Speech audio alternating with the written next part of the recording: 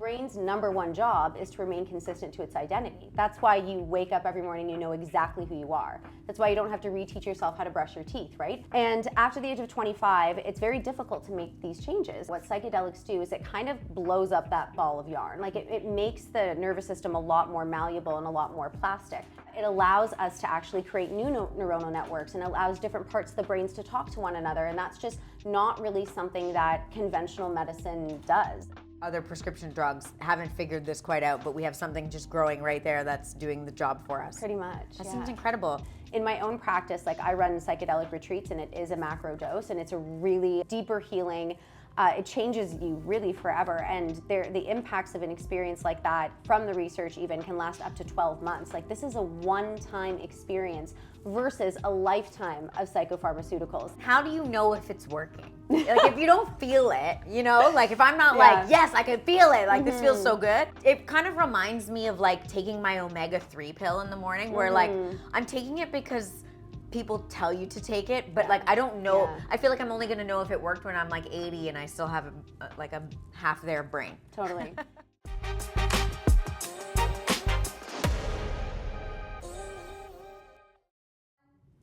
Hello, my beautiful people, and welcome back to the Laura Show. I have a great guest here today who's going to be talking about the amazing topic and the kind of exciting topic of psychedelics. It's Jiordana Saade, who is a psychological nutritionist, joining us now for the second time in this show. So if you haven't seen the first episode with her, go back. Season 1, we talked about a lot of things with nutrition and health and just overall wellness, but today we're getting into it. So thank you, and welcome to the show. Well, thanks for having me back. It's a different excited set. to be here. It's a different set. It looks great. We're different people, hopefully, maybe a little bit over definitely. time. Yeah. And we're gonna get right into it. So I first kind of want to know. So when I think of psychedelics, I think about like ayahuasca, maybe a little LSD, some mushrooms. Is that kind of what we're talking about here? Yeah, essentially we're talking about a class of drugs that are like typically hallucinogenic drugs. Like that's what classifies it as psychedelics. But LSD, DMT, mushrooms or psilocybin, as well as ayahuasca. DMT is the main component in ayahuasca. Those are like the most common ones that we see. And yeah, they're a classification of drugs that have been used for millennia, and they're just kind of making a comeback now. So talk to us a little bit about how you got involved into this kind of new age way of looking at health and wellness. Like what's your kind of path into this? Yeah, okay. So, I mean, it starts with when I was very young. I was obese as a child, and I was the only obese kid in class. And of course, I was bullied and made fun of. And when I was 8 years old, I went on my first diet because a boy I had a crush on called me fat, and it like broke my heart. And I lost a lot of weight and received a ton of validation. So people around me were like, oh, now we can see your beautiful face. My mom said she was proud of me. My doctor was proud of me. And that really kind of led into decades of eating disorders and then eventually substance abuse, where I was often using substances to keep my weight down.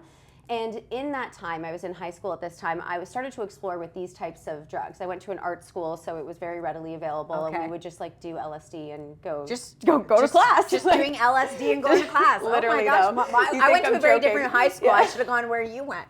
Yeah, so, and you know, I noticed a lot of differences between like, you know, the typical cocaine or marijuana versus the psychedelic experience. Fast forward, got pregnant, became a nutritionist because I was like, I'm gonna heal my eating disorder.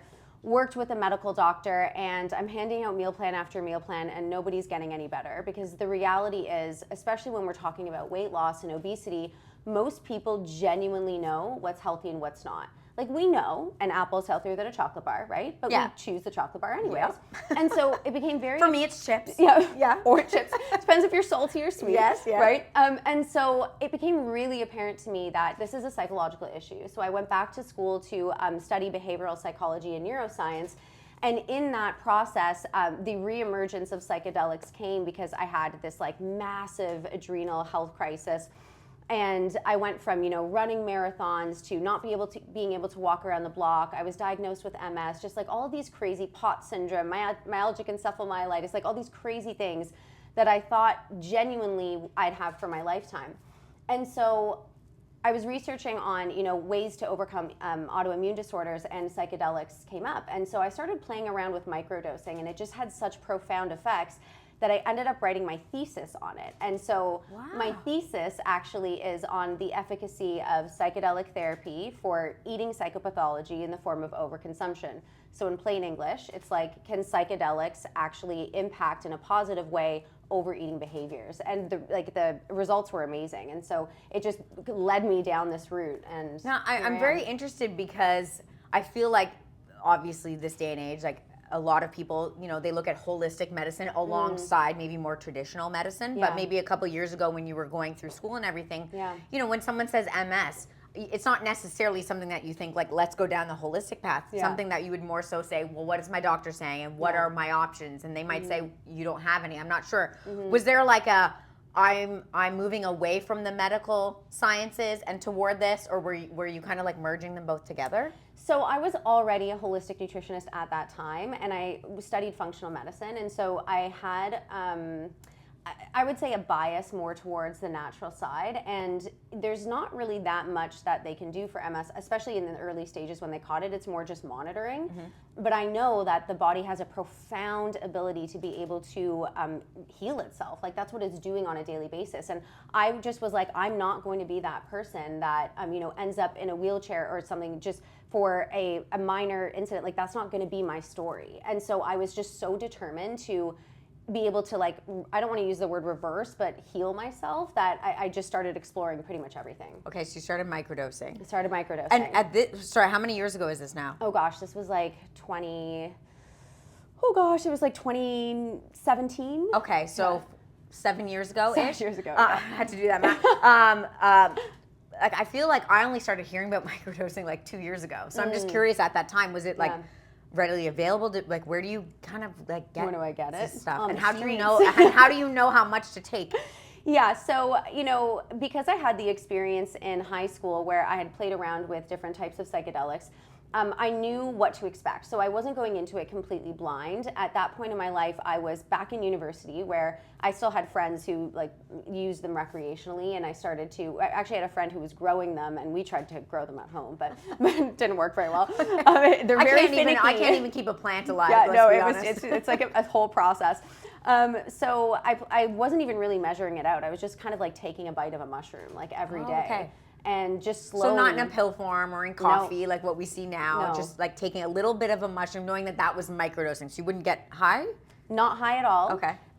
It just changes the way your brain thinks, and we can kind of get into like exactly what it does. Yeah, I but- would love to know. Yeah. Okay, Yeah. awesome. So, you know, our brain, especially after the age of 25, has very little like neuroplasticity, and we definitely can change the brain. What does neuroplasticity mean? Okay, perfect. So neuroplasticity is essentially like how malleable our brain is. So, and it's like, can the brain actually change? Can our thoughts change? Can our patterns change? Can our habits change?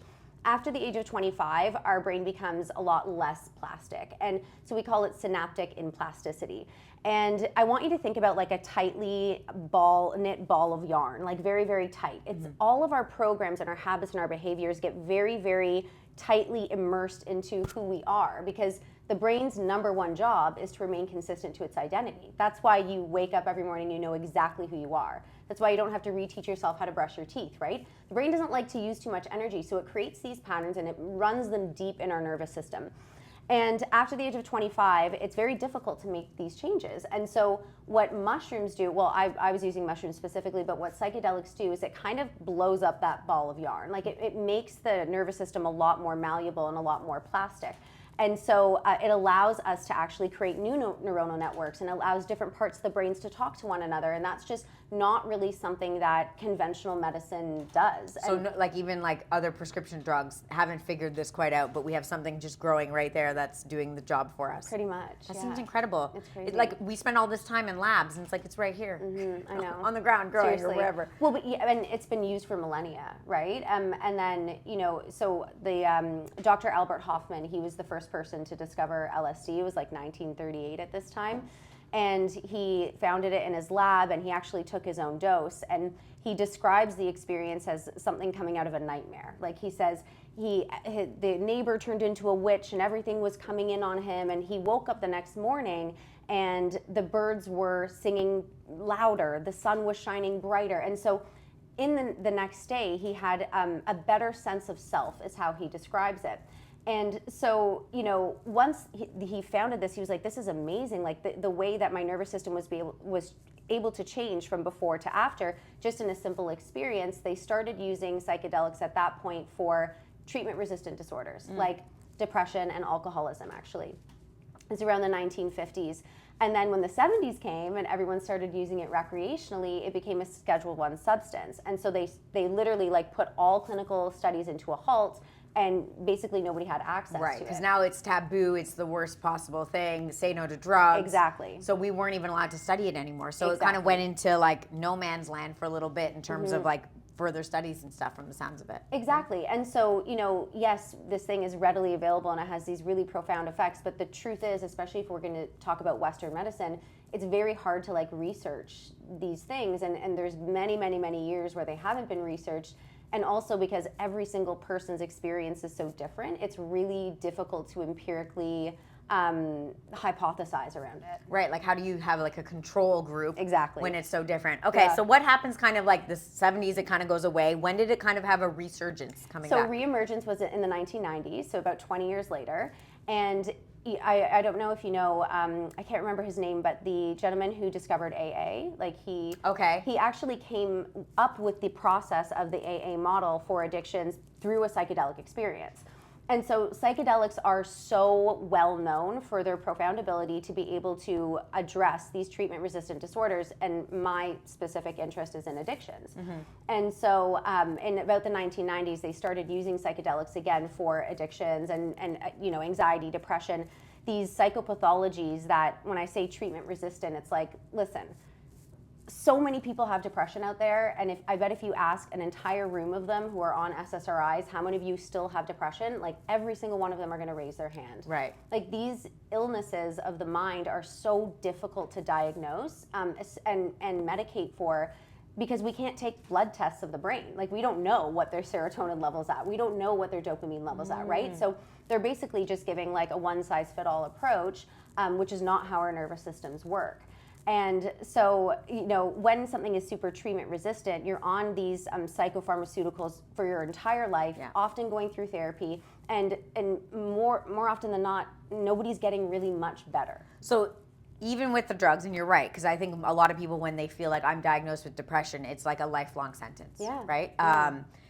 And going to see a psychologist or a therapist as well feels like a lifelong sentence, like something like as soon as you stop taking the drugs, you fall back and you're never really healed. You kind of still feel it, but maybe not as intensely, right? So it's like, well, this isn't a cure. Yeah. And I'm curious, eating disorders and disordered eating, that is very much addictive, right? Like people who are addicted to food, which I think is kind of the path that you go down. Yeah. There's things out there now like Ozempic, right? But the second, if I'm not mistaken, the second you go off Ozempic, does the weight come back? Do you know much about that? I know a ton about that. So I think the first thing to note here is, and the whole first part of my thesis was really proving that overeating is an addiction. So I had to really look at the literature and explain, these are the neurotransmitters in addiction that are active, and then versus with eating, it's a similar thing. It's really a compulsion to engage in a behavior despite wanting a different result. So if you want to lose weight,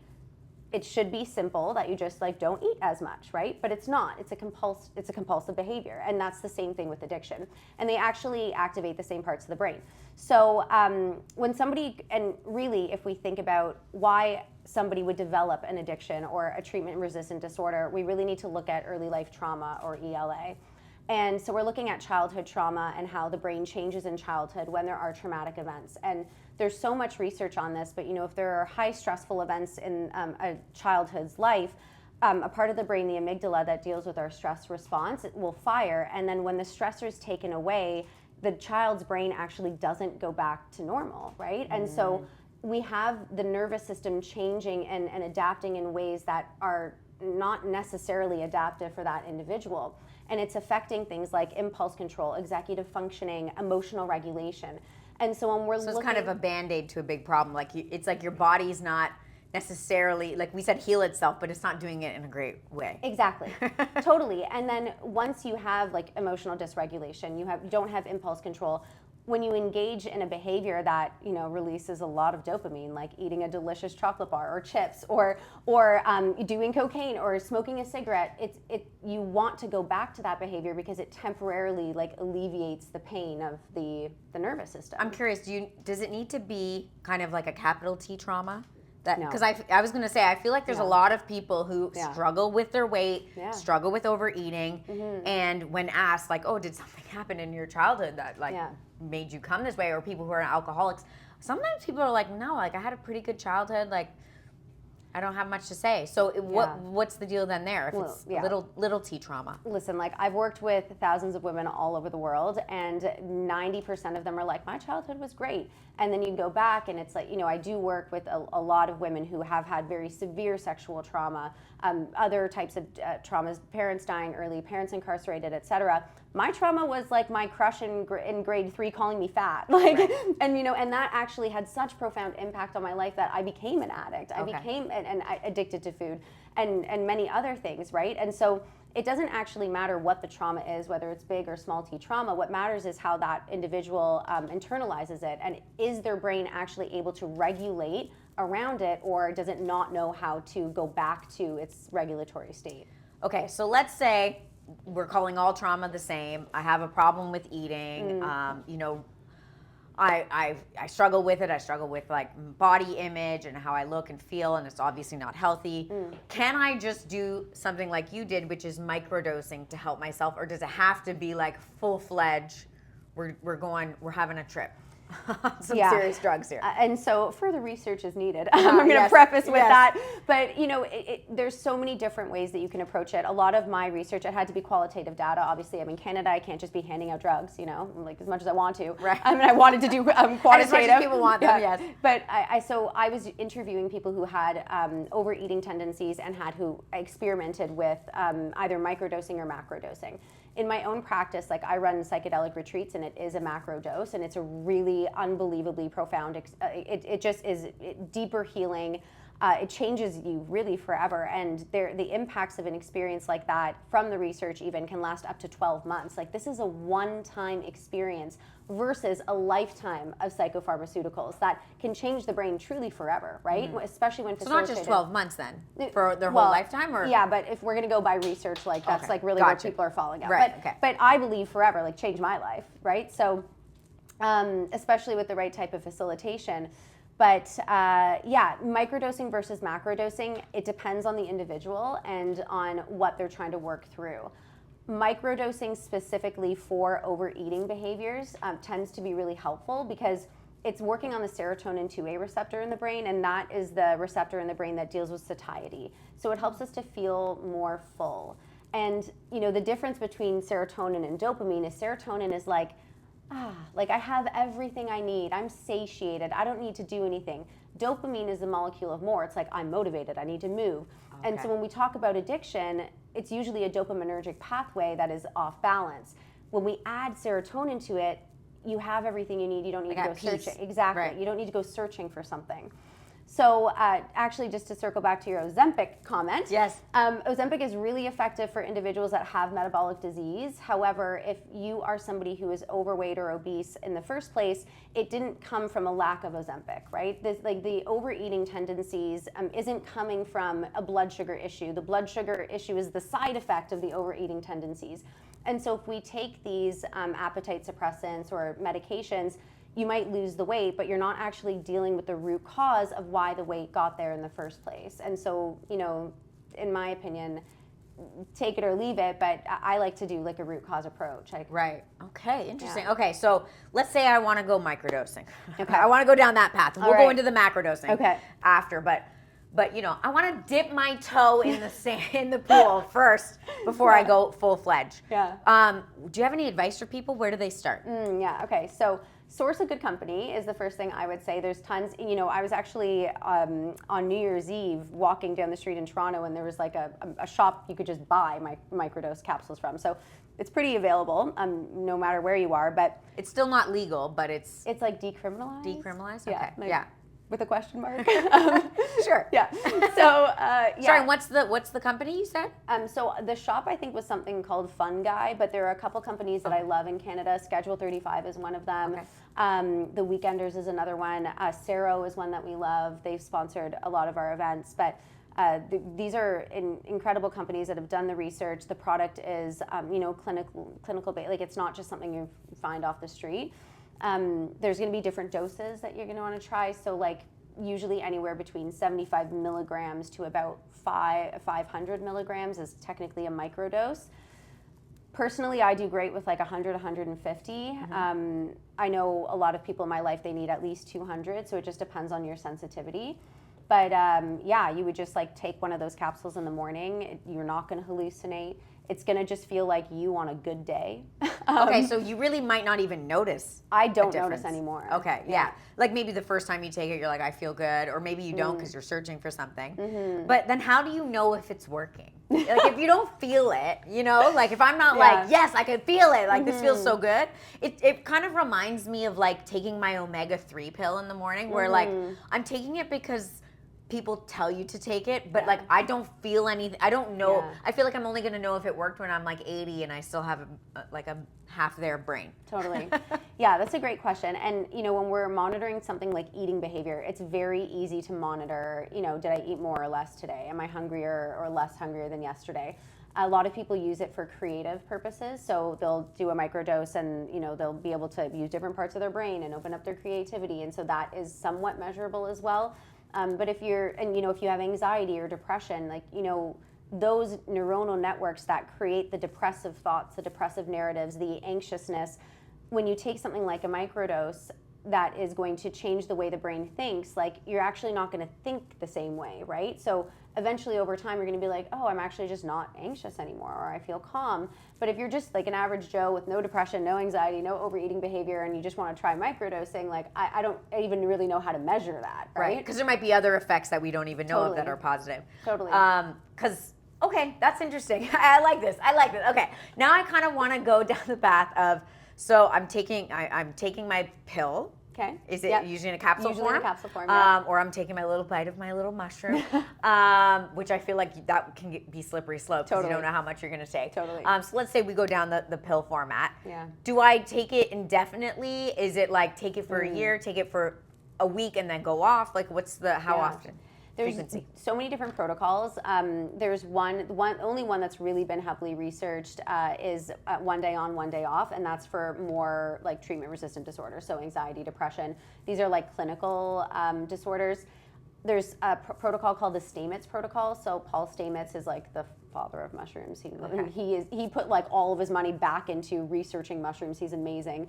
If you have time, check him out. But the Stamets protocol is 4 days on, 4 days off, and so it really just depends. You can do 1 day on, 2 days off, whatever you want. When I'm working with my clients, I actually like them to microdose every single day for 4 weeks, and then we just reassess. Okay, and then you kind of like see from there. Did you notice anything, any change? And the changes might take time, 4 weeks, or maybe will it be years at times? Like if we're synapsing the brain or whatever we're doing with the yarn, that can take some time, I imagine. Yeah, and it also depends on what the person is doing, right? Like if they're also doing therapy, if they have really good people in their community, if they're all of a sudden holding boundaries and saying no to people because they feel stronger and more empowered, like the brain is going to follow that, right?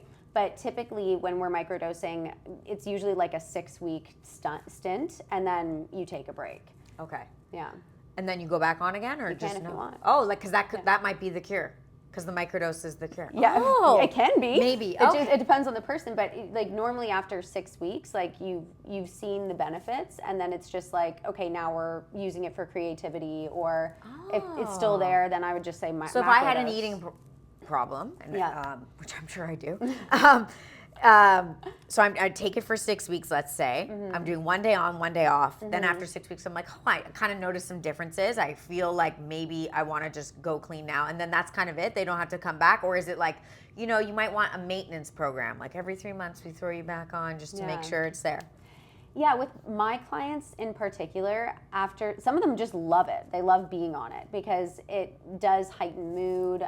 It makes you feel like literally more grounded. It like comes from the earth. It has a whole spiritual component to it. Again, super hard to research, but it is in the literature because one of the most like healing part of psychedelics is that connection to self. It like brings you back to self.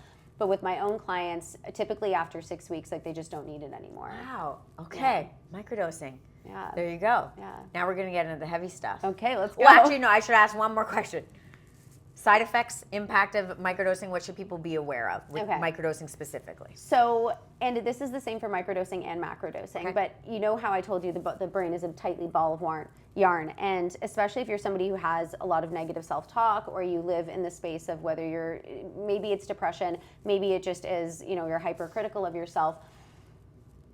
Sometimes the mushrooms, not sometimes, most of the time, the mushrooms are going to go and clean out the cobwebs in the brain, I like to call it. And so for me, the first day that I microdose after taking a long hiatus, it's not a positive experience. For me, I feel extremely anxious because it kind of goes to all the nooks and crannies in my brain that I repress or that I escape from or that I just try and like turn off and busy myself and with my other addiction, which is work now. But we just shifted. We just shifted, really we did. And so, but that doesn't happen to everybody, right? So I always, when people are just starting, I always kind of give them that disclaimer that, it's possible that this could happen. If it happens the first time, actually the people that have the bad trips or that have that type of anxious experience tend to have the most profound effects because it's literally going in and like showing you where the problems are. Right? It's opening some doors. Exactly. Interesting. And teaching you to regulate around it rather than just stuffing it down or turning it off or reaching for food or whatever it is. Are there people that you would suggest not going down microdosing or macrodosing? Yeah, of course. There's many contraindications. So any type of schizophrenia, any type of bipolar, probably not a good deal. Definitely not a good idea. If you're pregnant or breastfeeding, of course, and pregnant women can't do anything fun. I know, right? It's the worst. Can't even take Tylenol up in here. Okay. Yeah. Yes, those poor women. But we should do more studies on that. That's what probably needs to happen. Okay, is that it, or is there anyone else? So technically, people with super high blood pressure or unregulated hypertension should stay away from a macrodose because it does have hypertensive effects. Okay. But it's so unbelievably low toxic and has pretty much no side effects, and it's extremely safe in comparison to all of the other medication that there are out there for mental health. Where you have a laundry list of things like call your doctor if you see if you experience and it's like a minute long on a commercial, right? So there's really just not that much. Okay, now we get to go to the fun part, which is macrodosing. I'm just fascinated by this topic. I don't think I personally know anyone who has done like an ayahuasca trip or anything like this.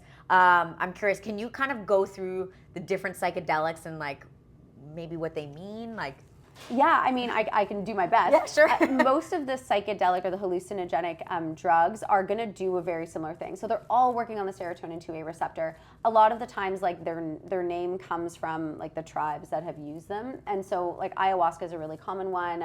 It's been used for millennia and mostly in indigenous tribes. And they have this like quest that the 13-year-old will go on to find their purpose in the tribe, and oftentimes they're using these psychedelic or hallucinogenic experiences to help them connect to spirit, self, God, universe, whatever you believe in. And so ayahuasca is definitely coming from that kind of like indigenous culture. DMT is just the active constituent of ayahuasca, so sometimes it's isolated. Magic mushrooms, I honestly believe, are from not Earth. Like, I think they're extraterrestrial, and that's my real hypothesis. I think they're extraterrestrial. Like, there's nothing like them on Earth. The way that mushrooms in general, but the way that they communicate with each other underground, they create these networks, and they can literally talk to each other from one forest to the next. It's like, it's just really weird shit. I heard of that about mushrooms, like even just regular mushrooms. Totally. How they grow, Yeah, and there's so many theories too about how like man gained his consciousness, and because we came from caveman to where we are now, where we live in this industrial, like, look at us, we're like, there's cameras everywhere, and so there's lots of theories saying that we actually evolved through the use of somebody eating these magic mushrooms.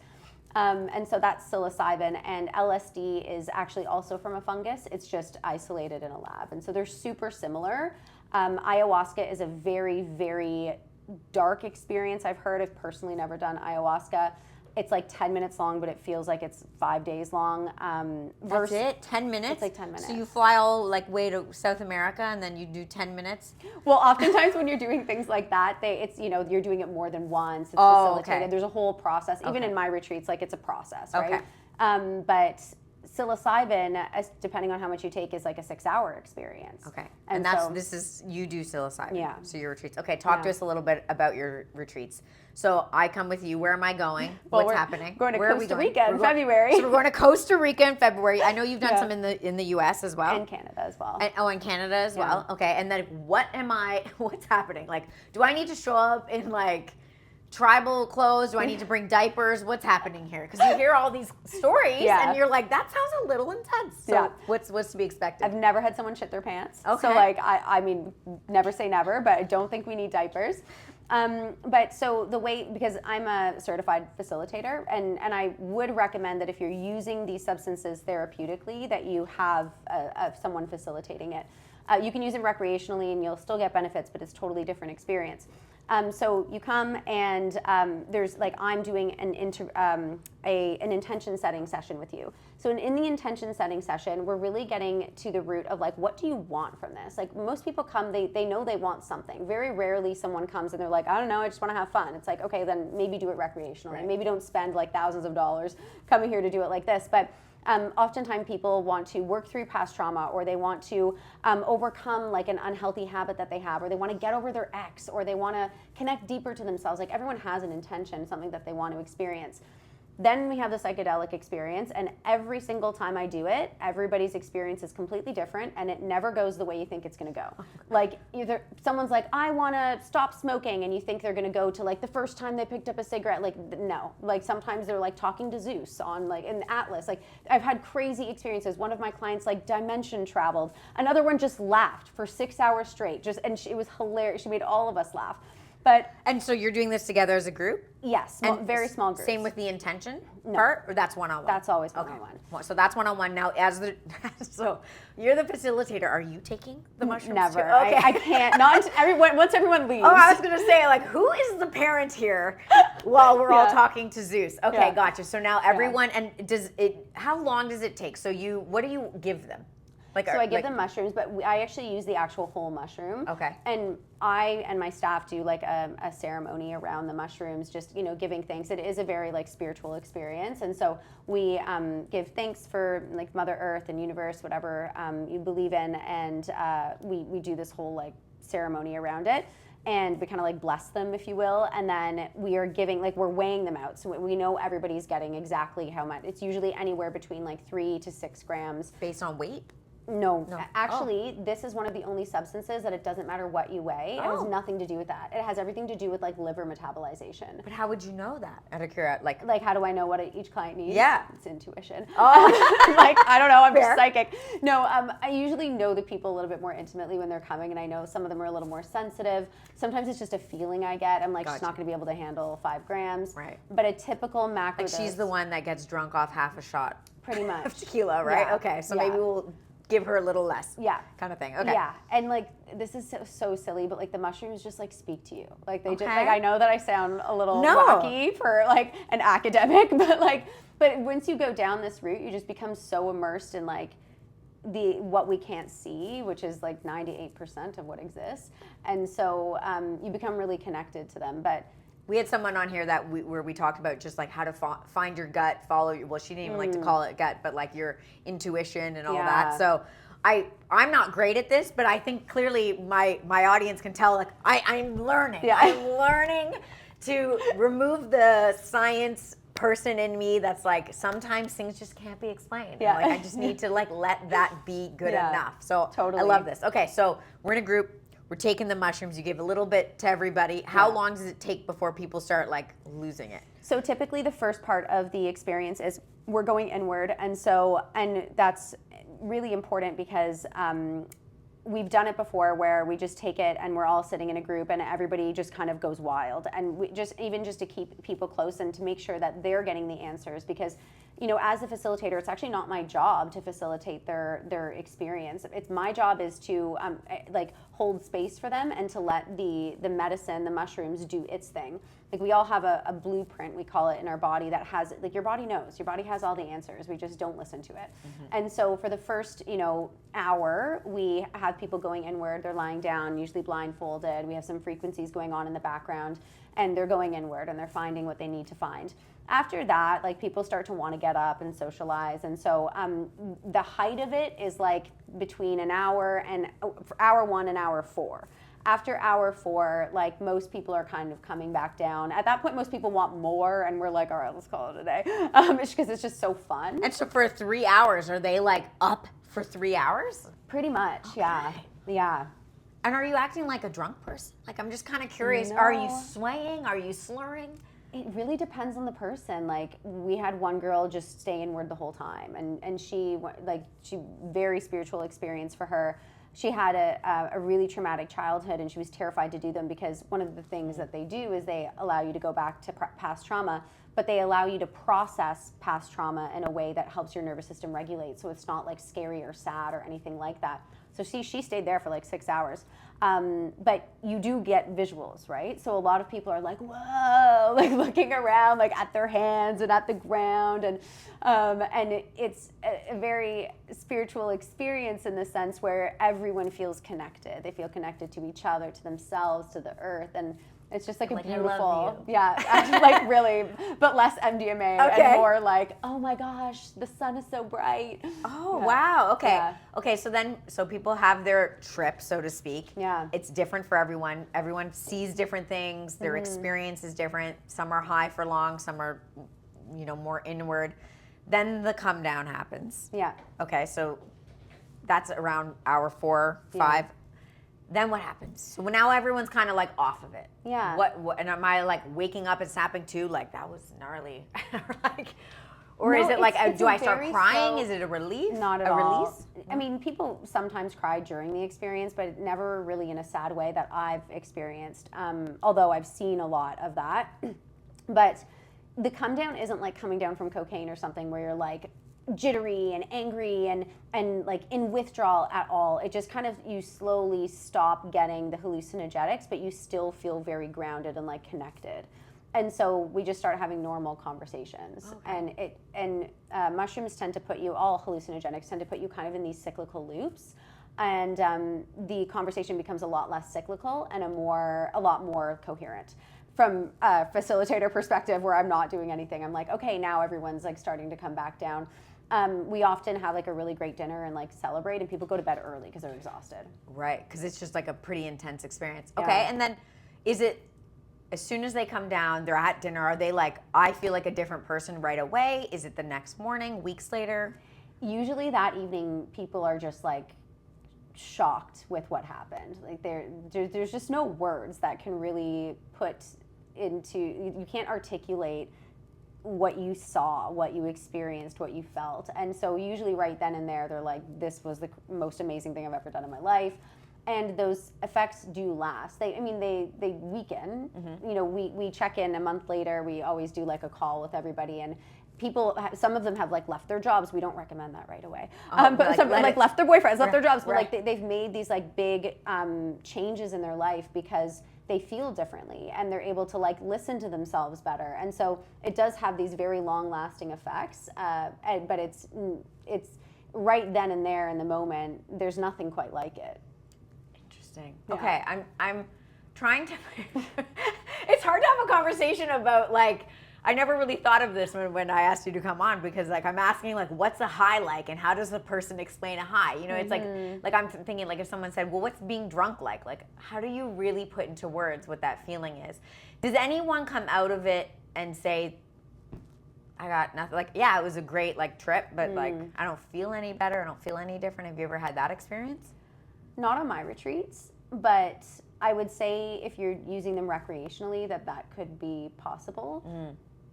But when you go out and you have like a really great evening and you're drinking with your friends, you might wake up the next day and say like, well, I'm not a changed person, but you're like, that was so much fun.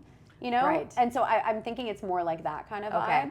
And do you think it's because like there wasn't a facilitator, they didn't set an intention really before going into it, so the mind didn't like try to find the nooks and crannies? Yeah. Intention setting and integration are very important. Interesting. So after the actual psychedelic experience, we have a day where we do integration. It's one-on-one, usually, well, not usually, always with me. And that's where we kind of integrate the information and we make it make sense and we like solidify it in our nervous system.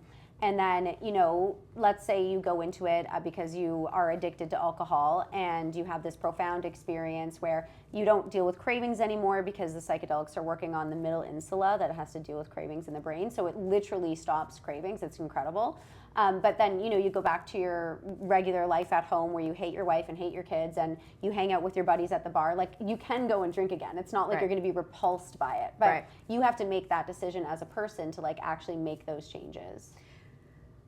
Okay, so let's say I was going for alcohol. I leave and I make this decision again. So I'm not repulsed by alcohol. Then can I fall back into the same trap, or is it less intense? Like, would I become an alcoholic again? Yeah, Could I? You can. Okay. Absolutely. So it's kind of giving you a fresh start is what I kind of hear from it, right? Yeah. With things like, and with eating and things like that, where it's not necessarily like, trust me, you're never going to want any of this again, but it's kind of like, now we can at least, we've healed it, so now, and it's a fresh start, and we can kind of like go from fresh from here.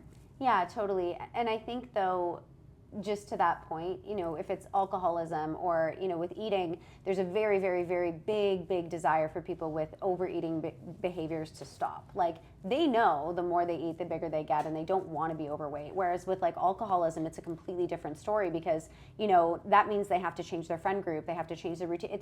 It's such a different, and the alcohol sometimes could be making them lose weight versus gain. It just depends on the person, right? Yeah. So I find with overeating behaviors, the motivation to change is so strong that when they realize, oh my gosh, I don't binge eat anymore, like they're not going to want to go back there.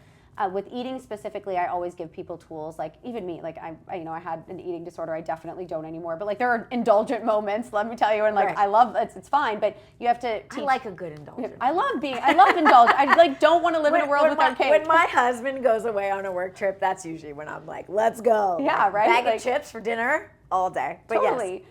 But then you teach the nervous system to regulate around it, right? And so it doesn't become a habit or a pattern. And you're not adding shame on top of it all. And it's just like that's, an isolated event. Yeah. I'm curious. This is like now just me being nosy.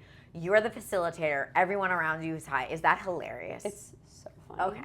And because I have my two staff members are like also two of my very good friends now, and we just die the whole time. Like we are looking at everything, and because sometimes people are so funny, and the one woman who laughed the whole time, like we were just laughing the whole time at her, with her in the experience. But yeah, it's hilarious. Can you kind of talk to us? What's maybe of all your experience the most profound change you've maybe seen in someone, if something comes to mind? Oh gosh, there's so many good ones. I think probably that client that I was talking about that, I was working with her for 2 years, and every time I tried to do the inner child work, every time I'm trying to use these conventional therapies, family systems therapy, I'm using this therapeutic technique with her, cognitive behavioral therapy, she just won't go there. Like she cannot go, she doesn't want to go back and talk about the past trauma. She can't even remember most of it.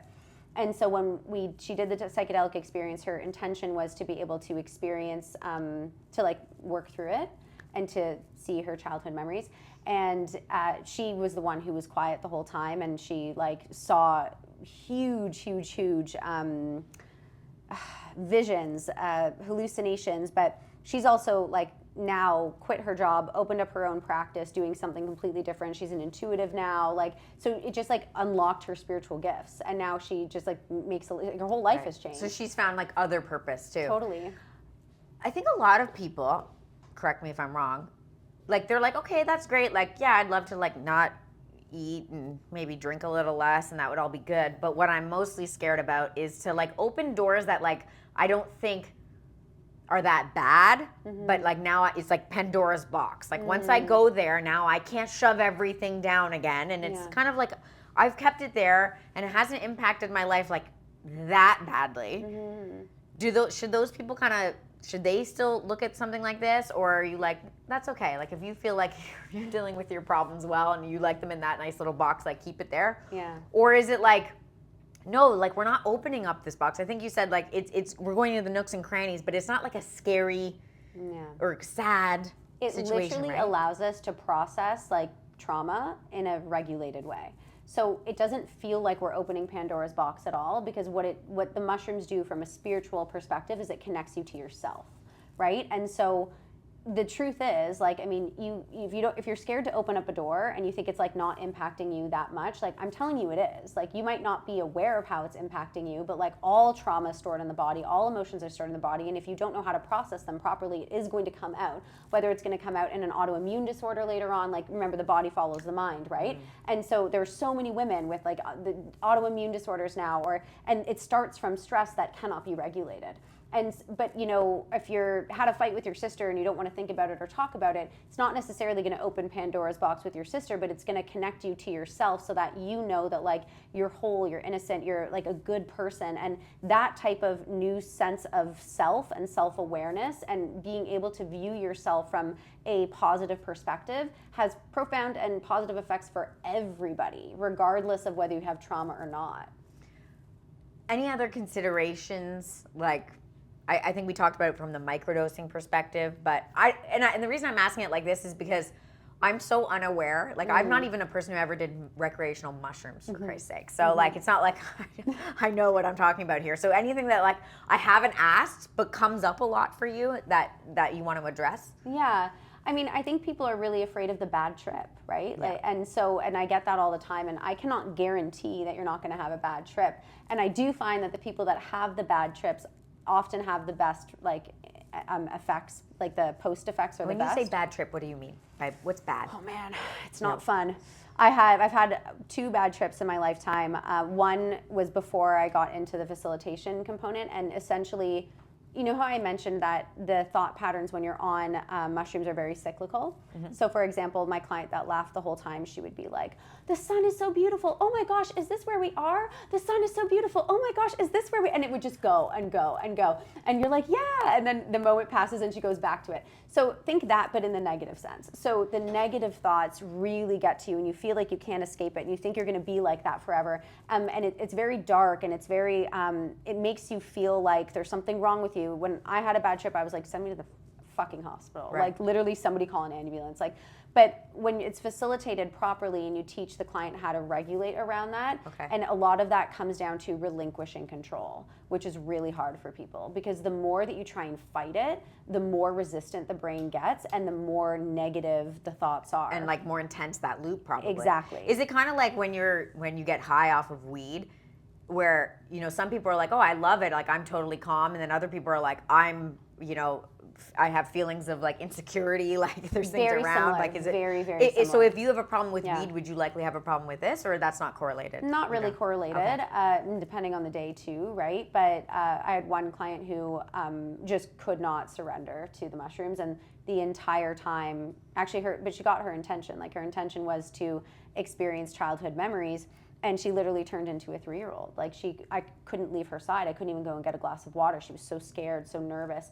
And when you can't let go and just surrender to it and trust that like you're gonna be okay and you're gonna come out of it, it gets pretty scary. So the bad trip is the #1 thing that people fear, I think. But then, like you said, is once it's over, then they're like, best. oh, that was amazing. Yeah. I'm sure their muscles are a little tired, but like, just from being so tense. And it's empowering too, because they're like, oh my gosh, like I'm so powerful. It's worth it. And we do a lot of things, you know, that's like, you know, a little bit of hard work right now and it'll pay off in the future, right? Like every time you go to the gym, think about it. Like you're ripping your muscles apart. When your muscles are sore, they have to mend and they build stronger, but then you feel good. So it's like sometimes a little bit of pain is probably worth it. Yeah, and very, like in all of my retreats, one person has had a bad trip. Okay. So it's not common. It's not common. Talk to me a little bit more about your next trip. Costa Rica. When is it? Costa Rica. It's February 17th to 21st. Okay. It's 5 days. It's the first time we're doing it in Costa Rica. I'm really excited. Sourcing mushrooms there was difficult, but I think we're going to be okay. But do you do dosing every day? Nope, just 1 day of dosing. 1 day. Okay. We usually do first day's like a welcome dinner and everyone's getting to know each other. Then we have our one-on-one sessions, intention setting. Then the dose day. Then we do an excursion. We're like, okay, enough with the emotional work. Like we're gonna go jump on a waterfall, or like we're gonna go to the beach, or we do something like really fun just to get playful, get people back in their bodies, and then we do integration, and then it's go home. Do people usually come with like a partner? I've actually thought about doing couples retreats before, but I personally, I work with women, and if I was going to have couples, I would want like a masculine man that is also has done the healing work, etc., to be able to facilitate that, because I have no idea. Right, and like, they're big. Like, what if they pretend they're a child, but they weigh like 250 pounds, and you're like, I can't actually lift you or do anything. Yeah. Oh, that's interesting. Yeah. Because I'm curious if someone came with like their spouse, if it actually would have a negative impact. Yeah. Because like you're focused on like their situation too, or maybe you don't even notice them for the trip. I'm not sure. But yeah, okay, it depends on the intention. Like I had a client want to bring one of her friends, and I said no. I was like, no way. So just this is because I like knew a her self. personally. This is a self thing for you. Okay. Yeah. Where do people get a hold of you if they're interested? Hopefully they are interested now.